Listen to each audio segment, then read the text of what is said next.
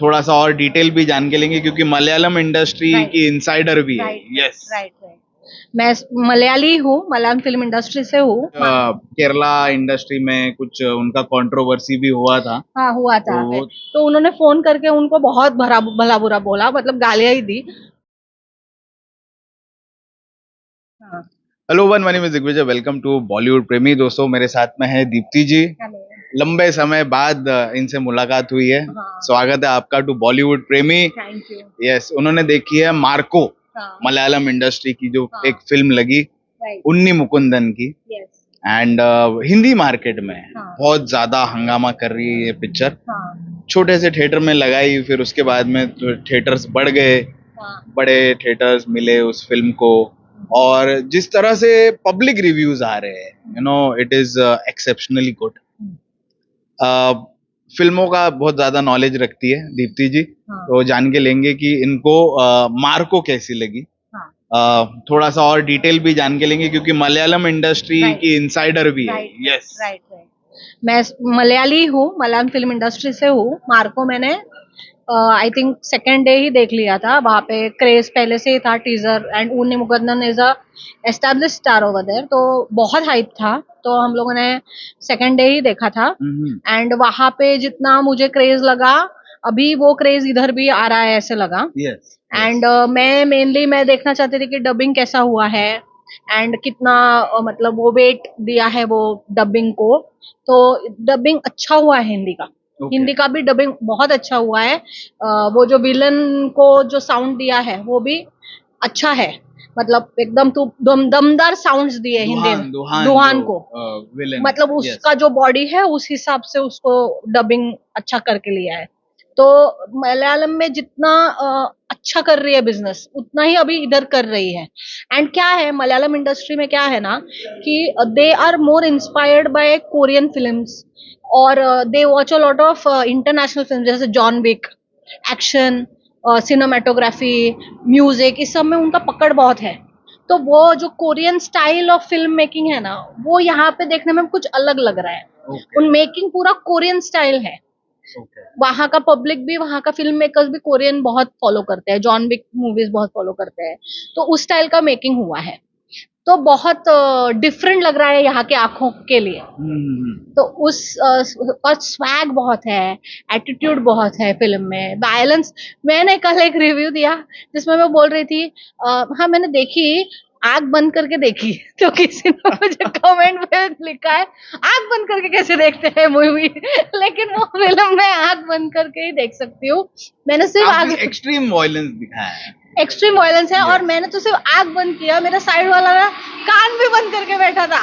वो आग, मैं तो सिर्फ आंखें बंद की थी, वो तो कान भी बंद करके बैठा था। इसके पहले हमने बॉलीवुड में किल देखी। हाँ। वो भी इसी तरह का वायलेंस, एक्सट्रीम वायलेंस था। उसको जो सर्टिफिकेट मिला वो आर रेटेड मिला, इसको एडल्ट सर्टिफिकेट दिया। ऐसा भेदभाव क्यों हुआ है? I don't know, may be Kerala में ही उसको ये मिला है, तो उसी रेफरेंस से आया होगा। But it is a very मतलब समझ में नहीं आया कि, क्योंकि ये जो है ये आर ही मिलना चाहिए इसको। सेकेंड हाफ का जो वायलेंस है ना, बच्चे को इस तरह बच्चा, लेडीज और काट के भेजना। एंड एक बहुत अच्छा पॉइंट मेरे एक फ्रेंड ने मुझे बोला। मैंने उसको पूछा कि आपको क्या अच्छा लगा, तो वो मुझे क्या बोल रहे हैं, मैंने सोचा एक्शन बोलेंगे, रवि बसरूर का म्यूजिक बोलेंगे, तो वो बोले प्रोस्थेटिक मेकअप बहुत अच्छा किया है। मेरे ध्यान में नहीं आया, बट कटे हुए हाथ, कटे हुए पैर, कटा हुआ गला, कितना प्रोस्थेटिक मेकअप उसमें जाता है। वो इतना रियल हाथ दिखाना, इतना रियल पैर दिखाना, वो बच्चे को थोड़ा बहुत तो उन्होंने प्रोस्थेटिक किया है, वो बच्चे को निकालते समय सिलेंडर से एक बच्चे को मारा है। तो कितना सारे हाथ पैर सब दिखाने के लिए उन्होंने प्रोस्थेटिक मेकअप, जो कटे हुए सब पड़े रहते हैं ना हाथ पैर गले, तो उसके प्रोस्थेटिक मेकअप पे उन्होंने कितना ध्यान दिया है।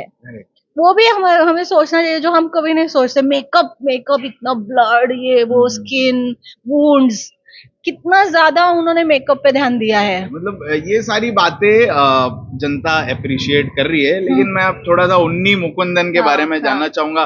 कुछ केरला इंडस्ट्री में कुछ उनका कंट्रोवर्सी भी हुआ था। हाँ, हुआ था। तो वो शॉर्ट में थोड़ा हम शॉर्ट में जानना बता चाहेंगे। देती हूँ। Yes. Actually he is a very humble गाय, लेकिन उन्होंने बहुत स्ट्रगल किया है आने के लिए। He is a outsider, even in Kerala industry he was a outsider. उनको कोई फैमिली बैकग्राउंड वगैरह कुछ नहीं था। तो पहले मैं उनका इंटरव्यूज देखती थी, तो एक बार वो रो रहे थे एक बार इंटरव्यू में, कि बोलते बोलते उनके फ्रेंड जब बोल रहे थे, तो एक बार रो पड़े कि एक बार मैंने सोचा था मैं सुसाइड करूंगा, क्योंकि जॉब, फिल्म्स के लिए जॉब छोड़ा था, फिल्म्स के कुछ पैसे नहीं थे, एंड फ्रेंड्स के साथ रहते थे, एंड मतलब फ्रेंड्स उनको पैसे देते थे कि थोड़ा उनका खर्चा के लिए।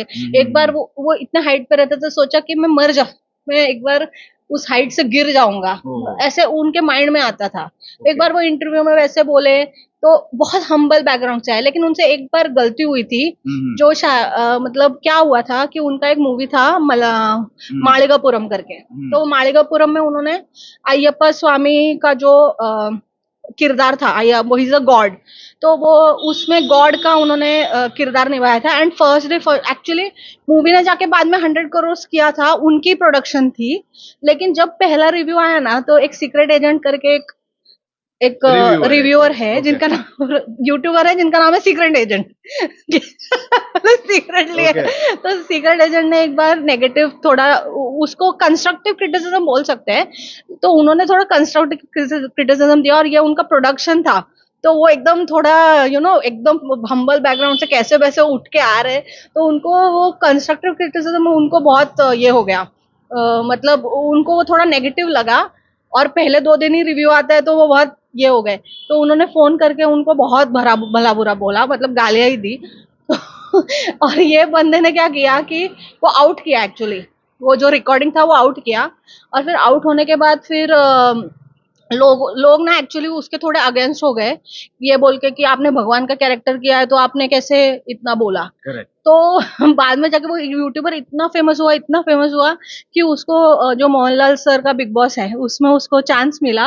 एंड लास्ट के 3 तक वो पहुंचा, और एंड में जो बोलते हैं कि आप बैग लो नहीं तो विनिंग रेस में खड़े रहो, दोनों में से एक करो, तो 25 लाख का बैग उठा के भी वो सीक्रेट एजेंट चला गया। यहाँ पे उन्नी मुकुंदन को समझना चाहिए कि ये तुम्हारा चॉइस है कि मैं ये इंडस्ट्री में आऊं एंड लोग मुझे पहचाने, मैं फिल्म बनाऊं और मैं एक्टर बनूं।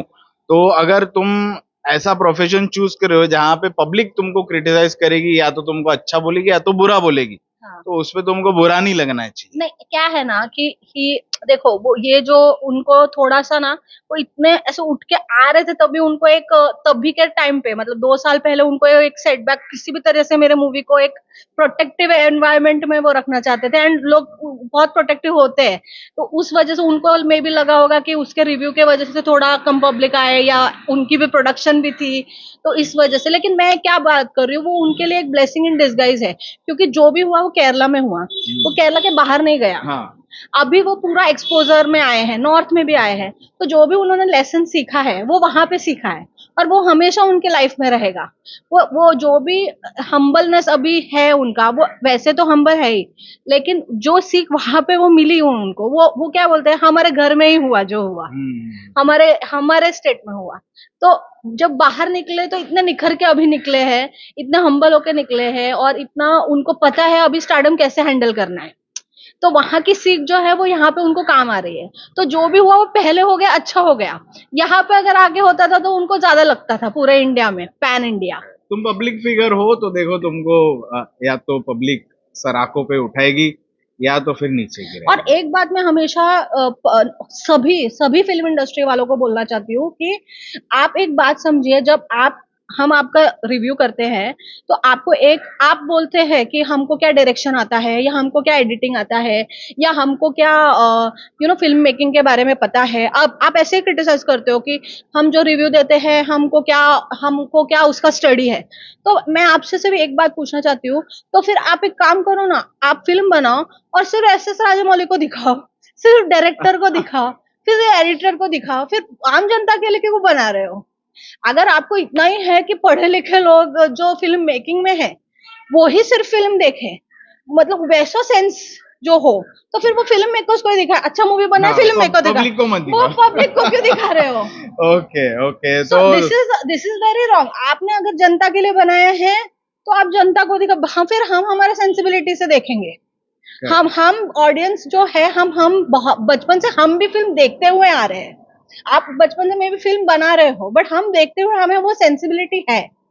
तो अगर आपको ये चाहिए कि आपको सिर्फ जो फिल्म मेकिंग जानकार है उनके लिए अगर रिलीज करना है, तो फिर आप उनको ही दिखाओ और उनसे ही पहले लो, पैसे लो। पॉइंट पे बात की है दीप्ति ने। दोस्तों, मार्को का रिव्यू सुना है आपने, हाँ। और उन्हीं के बारे में भी थोड़ी सी जानकारी हमको मिली है। नेक्स्ट टाइम और थोड़ा हम जान के लेंगे। मार्को देखी नहीं है आप लोगों ने, तो जरूर जाके देखना। देखिए कमेंट्स में हमको बताना बंदा ये जो पिक्चर है, कैसी लगी आपको। बंदा जो है असिस्टेंट डायरेक्शन करके इतना ऊपर आया है, बहुत स्टाइलिश है। और मोहनलाल सर के साथ वगैरह बहुत सीखा है उसने, तो आपको सब कुछ पर्दे पे नजर आएगा। तो आप जरूर मार्को को सपोर्ट करिए, क्योंकि फिल्म डिजर्व करती है। थैंक यू बोलूंगा Deepti for your precious time. Yes, thank you.